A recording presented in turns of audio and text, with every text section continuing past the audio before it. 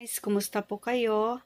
Ako po ay may i-share po sa inyo, pero bago ko po ito i-share, ikukwento ko muna sa inyo ang mga karanasan ko kung bakit tumaas ang sugar level ko po. Nakuha ko po ang pagtaas ng sugar level ko po noong nagbuntis po ako sa pangatlo kong anak at hanggat sa hindi na bumalik sa normal ang sugar level ko. Mabuti na lang hindi tumaas ang blood pressure ko, sabi ng doktor. Delikado daw po yun kapag yung blood pressure ko din po tumaas. So, yun, natakot din ako. Ang dami ko ng mga herbal na nagamit guys, iniinom. But wala pa ring epekto. Tumataas pa rin ang sugar level ko. Pero ngayon, sinubukan ko itong herbal tea, nahanap ko.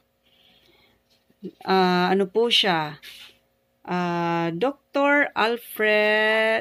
Alfred's Mangosteen Tea. Yan siya. Yan, ito yung laman niya. Yan. Masarap po siya, maganda po talaga. Mabisa po talaga siya. Nasubukan ko na po. Kaya hindi po ako nawawalan nito.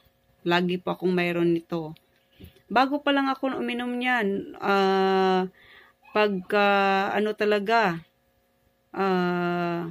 simula nung nag-lockdown dito, yun, uminom ako niyan. Salamat naman at bumaba talaga yung sugar level ko.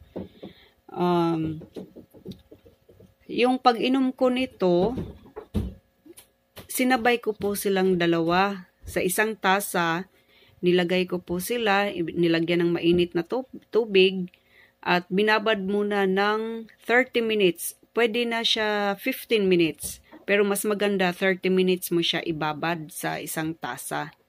Yun. So ngayon, yung ginawa ko, bago ako uminom nito, nag-glucose test muna ako at napakataas ng sugar level ko po. 195 po. Tapos, after, uminom na ako ng mangosteen tea.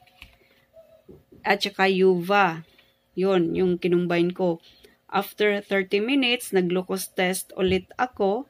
So, yun nga, bumaba po siya. 195 po nung unang test ko po.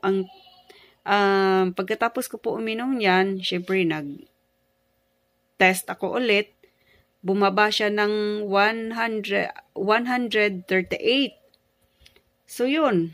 So, syempre, nagagalak ako kasi bumaba talaga yung yung sugar level ko. Yan, pinagpatuloy ko na talaga yan. Kaya guys, kayo, kung sino man yung matataas ng sugar dyan or diabetic, try nyo to. Herbal lang naman po to, hindi po to delikado. Masarap po siya talaga, mabisa po talaga siya. Yun. Ngayon, hindi na mataas yung sugar level ko. Kung nakakakain nga ako ng mga matatamis, tumataas naman siya, pero konti lang. Tapos umiinom ako kaagad niyan. Para bumaba ulit siya. Nabili ko pala to yung sa Generica Pharmacy, itong Dr. Alfred's Mangosteen Tea sa Generica po. Itong Yuva Tea, sa online po to. Ingat po kayo sa pagbili nito kasi marami ng fake ngayon. So, yun. At syempre, huwag nyo rin kalimutan magdasal. At bawasan din natin yung pagkain natin. Yung mga matatamis, yun. Bawasan na lang natin kung control lang. Lalo na yung kanin, mag-control lang talaga tayo sa pagkain. Excuse me. So yun, promise, bababa talaga yung sugar level ninyo po. Basta lagi lang po kayo umiinom nito.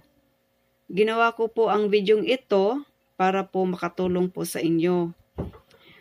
Sana po subukan nyo po. Sige po. Bye. Thank you.